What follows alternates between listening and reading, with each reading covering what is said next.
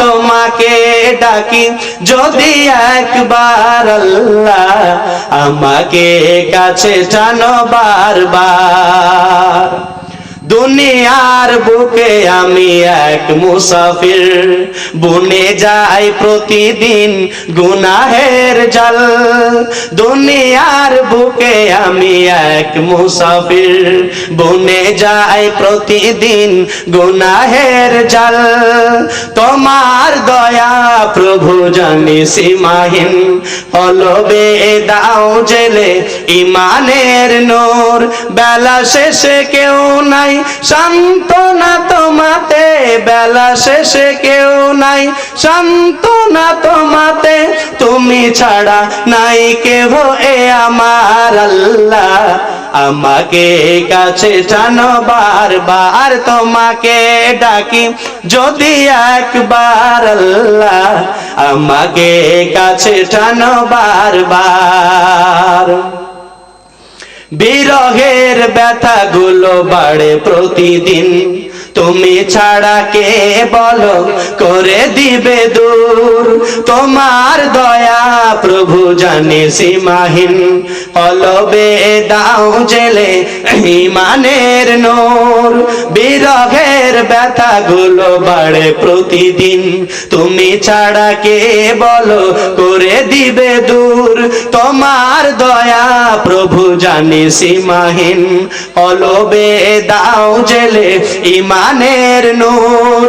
বেলা শেষে কেউ নেই সান্ত্বনা তোমাতে, তুমি ছাড়া নাই কেহ এ আমার আল্লাহ, আমাকে কাছে টানো বারবার। তোমাকে ডাকি যদি একবার আল্লাহ, আমাকে কাছে টানো বারবার। মুসলমানরা 700 বছর রাজ চালিয়েছিল, তোমাদের উপরে একটা অত্যাচার করেনি, একটা জুলুম করেনি। আর আজকে তুমি এই 15 বছর শাসন আমল ক্ষমতা করেই তুমি তোমার নিজের আসল পরিচয়টা দিয়ে দিয়েছ জাতির সামনে। তুমি কি মনে করো জাতি বুঝতে পারে না? ভারতবর্ষের সম্প্রদায়ের মানুষ বুঝতে পারে না?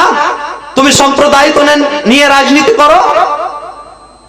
বন্ধুরে আমার, আফসোস লাগে, দুঃখ লাগে বলতে যে অন্যান্য ধর্মের লোকেদের দাড়ি মুন্ডন করা হয় না, তাদের মাথা থেকে পাগড়ি খোলা হয় না, মুসলমানদের টুপি খোলা হয়। জোরে বলেন ঠিক কিনা? মুসলমানদের দাড়ি কাটা হয় না? উত্তরপ্রদেশের আপনাকে ঘটনা বলছি, কিছুদিন আগে পড়লাম পেপারে। উত্তরপ্রদেশে একটা সাধারণ পুলিশ কমিশনার, তাকে আপনার বলা হলো, সে দাড়ি রেখেছিল, তাকে বলা হলো যে তুমি আগে দাড়ি কেটে এসো, না তো তোমাকে এখান থেকে ডিসকোয়ালিফাই করে দেওয়া হবে, তোমাকে বাদ দিয়ে দেওয়া হবে চাকরি থেকে। তুমি করো কি, দাড়িটা আগে ছেঁচে এসো। বাধ্যতামূলক বেচারা দাড়ি কেটে এসে আবার চাকরি জয়েন করলেন। বন্ধুরে আমার, তাহলে বলেন তো কোন শিখ ধর্মের মানুষকে বলা হয়েছে এই তুমি দাড়ি কেটে এসো? বলা হয়েছে? বলা হয়নি। বন্ধুরে আমার, তাহলে আপনি বলবেন মাওলানা, তাহলে মুসলমানদের প্রতি কেন অত্যাচার হচ্ছে? মুসলমানদের প্রতি কেন জুলুম হচ্ছে? মুসলমানেরা কেন ভারতবর্ষে মাজলুম হয়ে আছে? আপনাদেরকে বলতে চাই, ও আমার মায়েরা, বোনেরা, বাপজিরা আমার, শুনে নিন, কর্ণপাত করে শুনেন। এই জন্য মুসলমানেরা আজকে ভারতবর্ষে লাঞ্ছিত, অপমানিত, অপহেলিত। মুসলমানদের দুর্দশা, মুসলমানদেরকে ধরে ধরে হত্যা করা হচ্ছে, কাতাল করা হচ্ছে, মুসলমানদেরকে পিটানো হচ্ছে, মারানো হচ্ছে। কেন? তার কারণ হচ্ছে, তার 1 নম্বর কারণ হচ্ছে মুসলমান যে প্ল্যাটফর্মে থাকা দরকার, যে জায়গাতে মুসলমানকে থাকা দরকার, যে প্ল্যাটফর্মে মুসলমানদেরকে থাকা দরকার, এই প্ল্যাটফর্মে আজকে মুসলমানেরা নাই। আছে জি? সিলনে যেয়ে তো আপনি খুব চিকন করে দাড়িটা কেটে চলে আসলেন। জি, লাউয়ের মতো, নারকেলের মতো চিকন করে দাড়ি কেটে আসলেন। আর আপনাদের এই কালিয়াচক সিনেমা হলতে সিনেমার টিকিট কাটলেন। আর করলেন কি? আপনি কেমন মুসলমান শুধু আপনাকে দেখাচ্ছি। তারপরে আপনি বাড়িতে এসে লুঙ্গি পরে শুয়ে থাকলেন আর চপচপ চপচপ করে গরুর মাংস খেলেন আর ঘুমিয়ে পড়লেন। এইরকম মুসলমান যদি ভারতবর্ষে থাকে, তারা যদি তাদের রবকে ভুলে যায়, আল্লাহকে ভুলে যায়, তারা যদি আল্লাহর দাসত্বকে ছেড়ে দেয়, তাহলে মুসলমানদের এই দুর্দশা কিয়ামত পর্যন্ত থাকবে। মুসলমানদের প্রতি আযাব চলবে কিয়ামত পর্যন্ত। মুসলমানেরা তারা মার খাবে, তাদেরকে হত্যা করা হবে, তাদেরকে কচু কাটার মতো করে কাটা হবে যদি তারা আল্লাহর গোলামি না করে, আল্লাহর দাসত্ব না করে। তাহলে বলেন, মুসলমান তারা সিনেমা দেখে, মুসলমানের মা বোনেরা রাত্রি সিরিয়াল দেখে দেখে দেখে তারা রাত 12টায় ঘুমায়, আর সকালে তারা 9টার সময় উঠে মুসলমান যুবকেরা শুধু মোবাইলে পাবজি খেলে, গেম খেলে, আর গেম খেলার মাধ্যমে তারা রাতগুলোকে অতিবাহিত করে। মুসলমান মেলাতে গিয়ে জিনা করছে, মুসলমান আপনার ব্যভিচার করছে, মুসলমান তারা মসজিদ মুখী হচ্ছে না, তারা মসজিদে সালাত আদায় করতে যায় না। বলেন, এই মুসলমান কেমন করে জাতিকে জয় করবে? একবার কর্ণপাত করে আপনারা বলে দিন, মুসলমান কেমন করে জাতিকে জয় করবে? মুসলমান আজকে নিজের প্ল্যাটফর্মে দাঁড়িয়ে আছে? জি, মুসলমান নিজের প্ল্যাটফর্মে দাঁড়িয়ে আছে? জি না, মুসলমান নিজের জায়গাতে আজকে দাঁড়িয়ে নাই। তো মুসলমান যদি আল্লাহর দাসত্ব করা ছেড়ে দেয়, যে ঈমান, আজকে মানুষ বলে না আমার ঈমান তাগড়া আছে, বলে না নামাজ না পড়তে পারি ঈমান তাগড়া আছে, ডায়লগ তো আমরা শুনে আসছি, আলেম ওলামাদের মুখে খুব ভাইরাল ডায়লগ আছে, ঠিক কিনা জি ভাই? হ্যাঁ, যে নামাজ না পড়তে আমার দিলটা সাদা, বলছে না, বলে না? তাহলে বলেন, যে ঈমান আপনি দাবি করছেন, যে ঈমানের আপনি বলছেন আমার ঈমান তাগড়া আছে, আমার মতন ঈমান নামাজিদের চাইতে ভালো আছে, তাহলে আপনি বলেন, ভাইরা আমার, ও বাপজিরা আমার, বোনেরা আমার, তাহলে আপনারা বলেন, আপনার ঈমান যদি নামাজওয়ালা ব্যক্তির চাইতে ভালো হয়, তাহলে যে ঈমান আপনাকে মসজিদে নিয়ে যায় না, সেই ঈমান আপনাকে কেমন করে জান্নাতে নিয়ে যাবে? ঠিক না? আপনাকে মসজিদের গেট পর্যন্ত ঈমানে পৌঁছে দেয় না, আর ওই দুর্বল ঈমান নিয়ে আপনি জান্নাতে যাবেন? জান্নাতটা সহজ নাকি? জান্নাতটা নাকি রাস্তায় পড়ে আছে? জান্নাতটা নাকি হাওয়ায় লাড্ডু, जिसने खाया वो खा लिया, जिसने फेंक दिया वो फेंक दिया? বন্ধুরে আমার, আল্লাহ রাসূল সাল্লাল্লাহু আলাইহি সাল্লাম বলছেন, হুজিবাতিন নারু বিশাহওয়াতি, হুজিবাতিন নারু বিশাহওয়াত ওয়া হুজিবাতিল জান্নাতু বিল মাকারিহি। আল্লাহ রাসূল সাল্লাল্লাহু আলাইহি ওয়াসাল্লাম বললেন, জান্নাতকে আল্লাহ তাবারক ওয়া তাআলা বিপদ আপদের মাধ্যমে, কষ্টের মাধ্যমে, জুলুমের মাধ্যমে, মাজলুম হয়ে অর্থাৎ ত্যাগ স্বীকার করে, সমস্ত বালা মুসিবত বিপদ আপদ দিয়ে আমি আল্লাহ তাবারক ওয়া তাআলা জান্নাতকে ঘিরে রেখেছি। তারপরে আল্লাহ রাসূল তারপরে বলছেন কি? তারপরে হুজিবাতিন নারু বিশাহওয়াত, আর জাহান্নাম খানাকে ঘিরা আছে ऐशो আরাম দিয়ে, কামনা বাসনা দিয়ে, লালসা দিয়ে জান্নাতকে ঘিরা আছে। তোমাকে ডাকি যদি একবার আল্লাহ, আমাকে কাছে টানো বারবার। জি, মসজিদে গিয়ে আল্লাহ সালাত আদায় করবেন না? আল্লাহ জিকির করবেন না? আল্লাহর মসজিদ একবার গিয়ে দেখেন, আল্লাহ বলছেন, ফাদকুরুনি আযকুরকুম ওয়াশকুরুলি ওয়ালা তাকফুরুন। আল্লাহ বলছেন, বান্দারে তোমরা একবার আমার কাছে আসো, একবার তোমরা আমাকে স্মরণ করো, আমি তোমাদের 2 বার স্মরণ করব। তুমি আমার মসজিদের দিকে 1 কদম এসো, আমি তোমাকে তোমার সাহায্যের দিকে 2 কদম এগিয়ে যাব। আল্লাহ তাবারক ওয়া তাআলা আরো বলছেন, আল্লাহ তাবারক ওয়া তাআলা বলছেন, আর ওয়াশকুরুলি ওয়ালা তাকফুরুন, আর তোমরা করো কি? আমার শুকরিয়া আদায় করো, আমার দাসত্ব করো, আমার শুকরগুজার করো। তাহলে 1 নম্বরে কি করতে হবে? আল্লাহকে স্মরণ করতে হবে। আল্লাহকে যদি আমরা স্মরণ করি, তাহলে আল্লাহ আমাদেরকে স্মরণ করবেন। আর ওয়াশকুরলি ওয়ালা তাকফুরুন, আল্লাহ যদি আর আমরা যদি আল্লাহর কৃতজ্ঞতা আদায় করি, শুকরিয়া আদায় করি, তাহলে আল্লাহ তাবারক ওয়া তাআলা তিনি আমাদেরকে সাহায্য দেবেন। আর যদি না শুকরিয়া আদায় করি, তাহলে আল্লাহ তাবারক ওয়া তাআলা আমাদেরকে কঠিন দণ্ডে দণ্ডিত করবেন। অন্য জায়গাতে আল্লাহ তাবারক ওয়া তাআলা বলছেন, ওয়া ইজ তাআজ্জানা লা ইন শাকারতুম লা আযীদান্নাকুম। আল্লাহ তাবারক ওয়া তাআলা বলছেন, এ পৃথিবীর মানুষ তোমরা শুনে নাও, আমি তোমাদেরকে যে হালাতে রেখেছি, যে অবস্থাতে তোমাকে আমি রেখেছি, তুমি আলহামদুলিল্লাহ পড়ে নাও, শুকরিয়া আদায় করে নাও রে বান্দা। আমি আল্লাহ তাবারক ওয়া তাআলা তোমার ধনে জনে মালে সম্পদে তোমাদের বাড়িয়ে দেব রে। আর ওয়া ইন তাআজ্জানা লা ইন শাকারতুম লা আযীদান্নাকুম ওয়া লা ইন কাফারতুম ইন্না আযাবি লাশাদীদ। আর তোমরা যদি করো কি, আমার না শুকরিয়া আদায় করো, আমার যদি শুকরগুজার না করো, আমার রুজি ভক্ষণ করে তোমরা যদি আমার ইবাদত না করো, তাহলে আমি আল্লাহ তাবারক ওয়া তাআলা তোমাদেরকে শাস্তি দেব, তোমাদেরকে কঠিন দণ্ডে দণ্ডিত করব। তাহলে আমাদের ঈমান এমন মজবুত হওয়া লাগবে যে ঈমানে আমাদের মসজিদ পৌঁছে দিবে, ঠিক কিনা বলেন? তাহলে এইরকম শক্ত ঈমান আমরা করব না বলেন? করব। আমাদের ঈমান শক্ত করতে হবে না বলেন? হবে।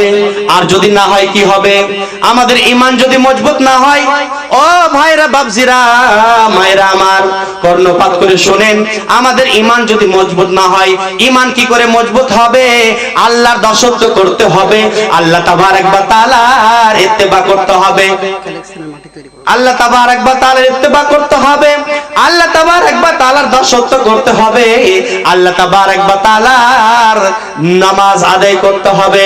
অন্যত্র আল্লাহ তাবারক ওয়া তাআলা বলছেন সূরা আনআম আয়াত নম্বর 151 এর ভিতরে আল্লাহ তাবারক ওয়া তাআলা বলছেন, এই যে দেখেন বর্তমানে ভারতবর্ষের মুসলমানেরা মাজলুম হয়ে আছে, অসহায় হয়ে আছে, আপনার দুর্বল হয়ে আছে, মুসলমানদেরকে কষ্ট দেওয়া হচ্ছে, মুসলমানদের প্রতি অত্যাচার হচ্ছে, মুসলমানরা নিজের নেতা খুঁজে পাচ্ছে না, মুসলমানরা কোনো নেতা খুঁজে পাচ্ছে না। ও মায়েরা বোনেরা ভাইয়েরা বাবজিরা আমার, কর্ণপাত করে শুনেন, আল্লাহ তাবারক ওয়া তাআলা বলছেন, ইয়া আইয়ুহাল্লাযীনা আমানু মিনকুম ওয়া আমিলুস সালিহাতি লা ইস্তাখলিফান্নাহুম ফিল আরদি কামা ইস্তাখলাফাল্লাযীনা মিন ক্বাবলিহিম ওয়া লা ইউমাক্কিনান্না লাহুম মিন কুররাত আয়ুনিন। আল্লাহ তাবারক ওয়া তাআলা বলছেন, এ পৃথিবীর মানুষেরা তোমরা শুনে নাও, তোমরা এক আল্লাহ তাবারক ওয়া তাআলা দাসত্ব করো, তাহলে আল্লাহ তাবারক ওয়া তাআলা বলছেন, লা ইস্তাখলিফান্নাহুম ফিল আরদি, তোমাদেরকে জমিনের বুকে প্রতিনিধিত্ব দান করব, তোমাদেরকে রাজনীতি ক্ষমতা দিয়ে দেব, তোমাদেরকে অর্থনৈতিক ক্ষমতা দিয়ে দেব, তোমাদেরকে সারা পৃথিবীর লিডার বানিয়ে দেব, সারা পৃথিবীর মানুষদের তোমাদের নেতা বানিয়ে দেব, তোমরাই দেশ পরিচালনা করবে, তোমাদের হাতে নেতৃত্ব থাকবে, তোমরাই যত সম্প্রদায়ের লোক পৃথিবীতে আছে, ইহুদি খ্রিস্টান জৈন বৌদ্ধ হিন্দু নাসারা যত রকমের সম্প্রদায় আছে, তাদের উপরে তারাই তোমরাই রাজত্ব চালাবে। হে মুসলমান, তোমরা কি করো? আমি আল্লাহ তাবারক ওয়া তাআলার দাসত্ব করো, তাহলে আমি তোমাদেরকে এই রাজত্ব দান করব, এই প্রতিনিধিত্ব দান করব। আপনি বিছানায় শুয়ে শুয়ে মনে করছেন আমি ভারতের নেতা হব, বিছানায় ঘুমিয়ে ঘুমিয়ে আপনি মনে করছেন যে আমি মুসলমানদের জন্য কিছু করব। জি, ঘুমিয়ে ঘুমিয়ে করতে পারবেন? জি না, আপনাকে ত্যাগ স্বীকার করতে হবে, আপনাকে ময়দানে আসতে হবে, আপনাকে আসতে হবে কোথায়?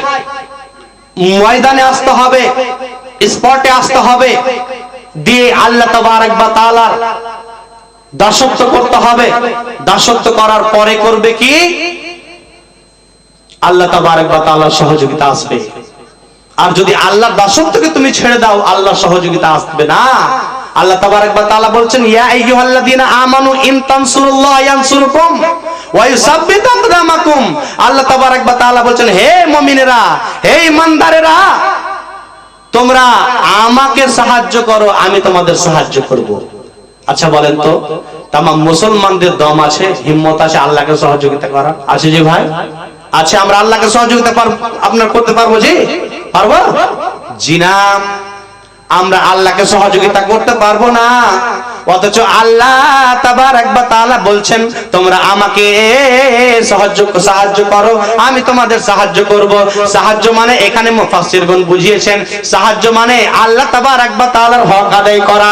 আল্লাহর হকটা কি? আল্লাহর দাসত্ব করা, আল্লাহর গোলামি করা, আল্লাহ তাবারক ওয়া তাআলার ইত্তেবা করা, তার ইবাদত বান্দেগি করা, দিবারাত্রি 5 ওয়াক্ত সালাত আদায় করা। এটাই হচ্ছে আল্লাহর হক, এটাই হচ্ছে আল্লাহকে সহযোগিতা করা।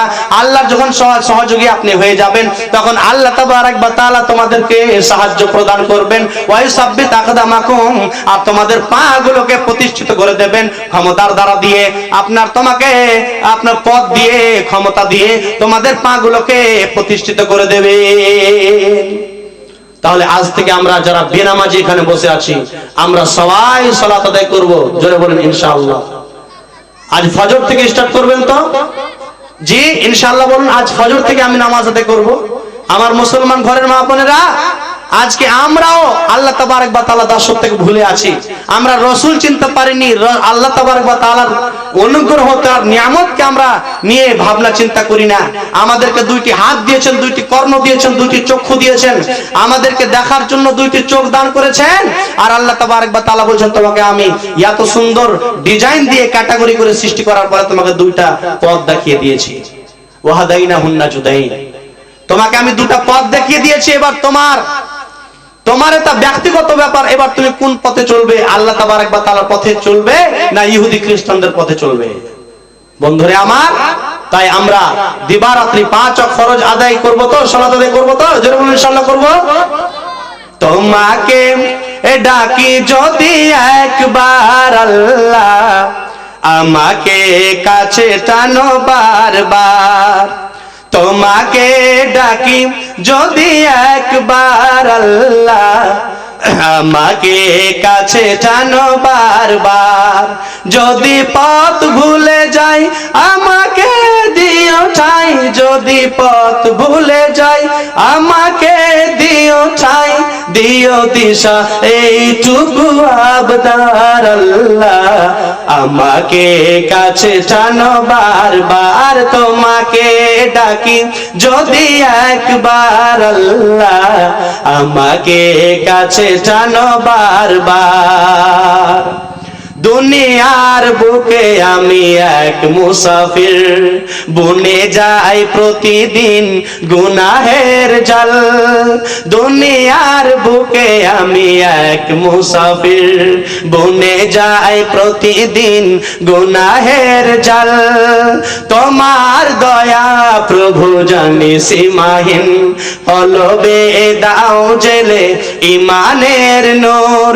বেলা শেষে কেউ নাই সান্ত্বনা তোমাতে, বেলা শেষে কেউ নাই সান্ত্বনা তোমাতে, তুমি ছাড়া নাই কেহ এ আমার আল্লাহ, আমাকে কাছে টানো বারবার। তোমাকে ডাকি যদি একবার আল্লাহ, আমাকে কাছে টানো বারবার। বিরহের ব্যথা গুলো বাড়ে প্রতিদিন, তুমি ছাড়া কে বলো করে দিবে দূর। তোমার দয়া প্রভু জানি সীমাহীন, কলবে দাও জেলে ইমানের নূর। বিরহের ব্যথা গুলো বাড়ে প্রতিদিন, তুমি ছাড়া কে বলো করে দিবে দূর। তোমার দয়া প্রভু জানি সীমাহীন, কলবে দাও জেলে ইমানের নূর। বেলা শেষে কেউ নেই সান্ত্বনা তোমাতে, তুমি ছাড়া নাই কেহ এ আমার আল্লাহ, আমাকে কাছে টানো বারবার। তোমাকে ডাকি যদি একবার আল্লাহ, আমাকে কাছে টানো বারবার। জি ভাই বাবাজি বন্ধুরা আমার, মা খালা বোনেরা আমার, তাই আল্লাহ তাবারক ওয়া তাআলা, এবারে আসুন আমি আল্লাহ তাবারক ওয়া তাআলা কোরআন মাজিদের ভিতরে ঘোষণা করছেন, আল্লাহ তাবারক ওয়া তাআলা বলছেন, আল্লাযীনা ইউমিনুনা বিল গায়বি ওয়া ইউকিমুনাস সালাতা ওয়া মিম্মা রাযাকনাহুম ইউনফিকুন। আল্লাহ তাবারক ওয়া তাআলা বলছেন সূরা বাকারা, আল্লাহ তাবারক ওয়া তাআলা বলছেন, আল্লাযীনা ইউমিনুনা বিল গায়বি ওয়া ইউকিমুনাস সালাতা ওয়া মিম্মা রাযাকনাহুম ইউনফিকুন। আল্লাহ তাবারক ওয়া তাআলা বলছেন, যারা আল্লাহর প্রতি ঈমান এনেছে, যারা আল্লাহ তাবারক ওয়া তাআলার প্রতি ঈমান এনেছে, যারা আল্লাহকে বিশ্বাস স্থাপন করে নিয়েছে, যারা আল্লাহকে রব বলে মেনে নিয়েছে, তারা করবে কি? দুইটি জিনিস করবে। এক নম্বরে সে সালাত আদায় করবে, আর দ্বিতীয় নম্বরে আল্লাহ তাবারক ওয়া তাআলার পথে দান করবে। আল্লাহর পথে নিজের উপার্জিত স্বর্ণগুলোকে, নিজের উপার্জিত সোনা ভান্ডার গুলোকে, রূপা ভান্ডার গুলোকে, কানের গুলোকে, নাকের গুলোকে মুসলমান মুমিনারা এভাবে দান করবে। হযরতে যায়েনব বিনতে জাহাজ, হযরতে যায়েনব বিনতে খুজাইমার মতো মুসলমানদের বিবিরা, মুসলমানদের বেটিরা তারা এভাবে দান করবে। আর মুসলমান যারা পুরুষ আছে তারা করবে কি? আল্লাহর প্রতি যদি ঈমান এনে থাকে, আল্লাহর প্রতি যদি বিশ্বাস স্থাপন করে থাকে, তাহলে মুসলমান লোকেরা তারা এক আল্লাহর জন্য দান করবে, আল্লাহ তাবারক ওয়া তাআলার পথে খরচ করবে। আল্লাহর পথে ব্যয় করবেন, তো আল্লাহর পথে খরচ করবেন। তাহলে মুমিনদের গুণ কয়টা বললাম? দুইটা। এক হচ্ছে আল্লাহকে যারা রব হিসাবে মেনে নিয়েছে, আল্লাহকে যারা রব হিসাবে মেনে নিয়েছে তারা কি করবে? কি দান করবে। আর দুই নম্বরে সালাত আদায় করবে। এটা হচ্ছে মুমিনদের গুণ। শুধু তাই নয়, মুমিনরা এই যে আমাদের ভারতবর্ষে আজকে ওয়াকফ সম্পত্তি লুণ্ঠন হতে যাচ্ছে, এই ওয়াকফ বিলের জন্য তারা মুসলমানদের সম্পত্তিকে তারা বরবাদ করতে চাইছে, তাহলে বলেন মুসলমান ঈমানদার একজন তার প্রতিবাদ করবে না? করবে না? করতে হবে না? করতে হবে না? আপনি যদি না করেন কিয়ামতের দিন কি জবাব দিবেন? যেদিন আল্লাহ রাব্বুল আলামিন আপনাকে কাঠগড়ায় দাঁড় করাবেন, যেদিন মুহাম্মদ সাল্লাল্লাহু আলাইহি সাল্লামের আপনি করবেন কি উম্মত বলে দাবি করবেন, শাফাত চাইবেন বিশ্ব নবী সাল্লাল্লাহু আলাইহি সাল্লামের, আপনি শাফাত পাবেন? রাসূলের শাফাত পাবেন কিয়ামতের দিন? পাবেন না। আল্লাহ তাবারক ওয়া তাআলা যেদিন বলবে, বান্দারে বল, তোকে আমি মুসলমান বানিয়েছিলাম, তোকে সম্পদ দিয়েছিলাম, ধন ভান্ডার দিয়েছিলাম, টাকা পয়সা স্বর্ণ রূপ দিয়ে তোকে আমি সাজিয়েছিলাম, তোর জীবনটাকে আমি সাজিয়েছিলাম। যুগিনা লিন্নাসি হুব্বুশ শাহওয়াত। আল্লাহ তাবারক ওয়া তাআলা বলছেন, মানুষের জীবনটাকে স্বর্ণ রূপা, ছেলে মেয়ে, সন্তান সন্ততি দিয়ে সাজানো হয়েছে। তাহলে আজকে আমরা পৃথিবীতে মানুষ জমি জায়গা সন্তান সন্ততি পাওয়ার পরে আজকে আমরা দুনিয়ার রঙে রঙে গেছি, আল্লাহর রঙে রঙতে পারছি না।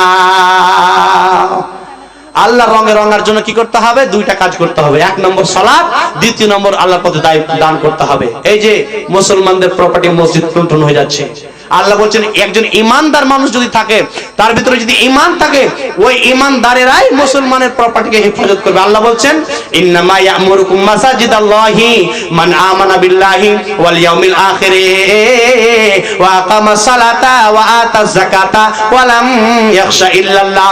এই অত্র আয়াত আল্লাহ তাবারক ওয়া তাআলা একজন বীর পুরুষ মুসলমানের পরিচয় দিলেন। একজন বীর পুরুষ মুসলমানের পরিচয় দিতে গিয়ে আল্লাহ তাবারক ওয়া তাআলা বলছেন, ইন্নামা ইয়ামুরু মাসাজিদাল্লাহ, আল্লাহর ঘরগুলোকে তারাই রক্ষা করবে, আল্লাহর দিনের ঘরগুলোকে, মসজিদগুলোকে তারাই রক্ষা করবে। একজন ঈমানদার রক্ষা করবে। কারা রক্ষা করবে? যারা বলবে মান আমানা বিল্লাহ, আমরা আল্লাহর প্রতি ঈমান এনেছি, ওয়াল ইয়াউমিল আখিরে, আর কিয়ামতের দিনের প্রতি ঈমান এনেছি, ওয়া আকামাস সালাতা, আর দিবারাত্রি তারা 5 ওয়াক্ত সালাত আদায় করবে, ওয়া আতাজ যাকাতা, যাকাত প্রদান করবে, আর তারা বলবে ওয়ালাম ইয়াখশা ইল্লাল্লাহ, আমি আল্লাহকে ছাড়া পৃথিবীর কাউকে দেখে ভয় খাই না, আমি আমার রবকে ছাড়া, আমি আমার আল্লাহকে ছেড়ে দিয়ে পৃথিবীর কোন বান্দাকে দেখে পারওয়া করি না, ভয় খাই না। এইরকম বীর পুরুষ মুসলমান আজকে আমাদের এই বাথানে আছে না নাই? বলে আছে? এরকম বীর পুরুষ আছেন আপনারা কেউ? যদি থাকেন তো আমি পরিচয় নেব। এই আল্লাহ রাব্বুল আলামিন পরিচয় দিলেন, আর আজকে আপনাদের পরিচয় হবে এইরকম মুসলমান কি আছে? যারা আল্লাহর ওয়াকাফকে রক্ষা করার জন্য, মসজিদ মাদ্রাসাকে রক্ষা করার জন্য নিজের জান মালগুলোকে বিলিয়ে দেবে। আছেন কেউ? বন্ধুরা আমার, কেউ একটু সাড়া দেন। আলোচনা হবে ইনশাআল্লাহ, আপনাদের কাছে আলোচনা হবে। যে আমি নতুন এসেছি আপনাদের কাছে, ইনশাআল্লাহ কোরআন এবং হাদিসের আলোচনা করব। তবে মাদ্রাসার পক্ষ থেকে একটু অনুরোধ এসেছে হালকা করে, যে মাওলানা এখন মানুষের আছে, একটু পরে হয়তো এদিক ওদিকে হয়তো চলে যাবে, তো ভাইরা আমার আপনারা করেন কি, যে যা পারবেন আপনারা আমার হাতে দিয়ে পাঠান। আজকে অনেক মুসলমান আছেন এখানে, নাই করে 200 জন মুসলমান এখানে আমার সামনে বসবাস করছেন। আমার মা বোনেরাও প্রায় দেখছি 200, জি 400-500 মানুষ এখানে এখন বর্তমানে উপস্থিত আছেন। জি কোন এমন আল্লাহ ওয়ালা লোক, কোন এমন আল্লাহ প্রেমী লোক, রাসূলের ভালোবাসা নেই কোন ইমানদার, কোন মুমিন, কোন মুমিনা, আল্লাহ তাবারক ওয়া তাআলার ইমানদার বান্দা, কোন মসজিদ অর্থাৎ মাদ্রাসার হিতাকাঙ্ক্ষী, মাদ্রাসাকে ভালোবাসনেওয়ালা, যে মাদ্রাসা থেকে আলেম ওলামা তৈরি হয়। এই যে আমি এসেছি মাদ্রাসা থেকেই এসেছি, আমাদের মতো কত হাজার হাজার ওলামা ইকরাম, ওলামায়ে দ্বীন আছেন যারা মাদ্রাসাগুলোকে পরিচালনা করছেন। আপনাদের ছেলে মেয়েদেরকে পঠন পাঠন করেছেন, আপনাদের ছেলে মেয়েদেরকে শিক্ষা দিচ্ছেন, কোরআন এবং হাদিসের শিক্ষা দিচ্ছেন। এই আলেমেরা আমরা করি কি, আপনাদের ছেলে মেয়েদেরকে আপনার পড়াশোনা করাই। বলেন তো বন্ধুরে আমার, আপনাকে একটা কথা আপনাকে বলতে চাই, আপনি বলেন তো, এই যে বর্তমানে সিগারেট স্বাস্থ্যের পক্ষে ক্ষতিকর, ক্ষতিকর না ক্ষতিকর নয়? সিগারেট স্বাস্থ্যের পক্ষে ক্ষতিকর, বিড়ি খাওয়া ক্ষতিকর, মদ, জুয়া, বিস্কি, হিরোইন, পাতাইন, এফএফ, চরণ, হাসিস, কোকিন, শাম্পাইন, যত রকমের ড্রিঙ্কস আছে, যত রকমের মদ আছে পৃথিবীর মাটিতে সব কিছু হারাম। কুল্লু মুসকিরিন খামর ওয়া কুল্লু খামরিন হারাম। রাসূলুল্লাহ সাল্লাল্লাহু আলাইহি ওয়াসাল্লাম বলেছেন সমস্ত নিষিদ্ধ দ্রব্য হারাম। তবে আজকে মুসলমানের ছেলে, মুসলমানের মেয়ে খাচ্ছে না খায় না? বলেন শুধু হ্যাঁ না বলেন, খাচ্ছে না খায় না? খাচ্ছে। তো বলেন এই শিক্ষা তারা কোরআন এবং হাদিস পড়েনি। যারা জুয়া খেলে প্রকাশ্যে, যারা মদ খায় প্রকাশ্যে, যারা প্রকাশ্যে তারা লটারি ক্রয় করে, যারা প্রকাশ্যে এক অপর মানুষকে হত্যা করে, তারা কোরআন এবং হাদিস থেকে দূরে সরে রয়েছে, তারা কোরআন হাদিস পড়েনি।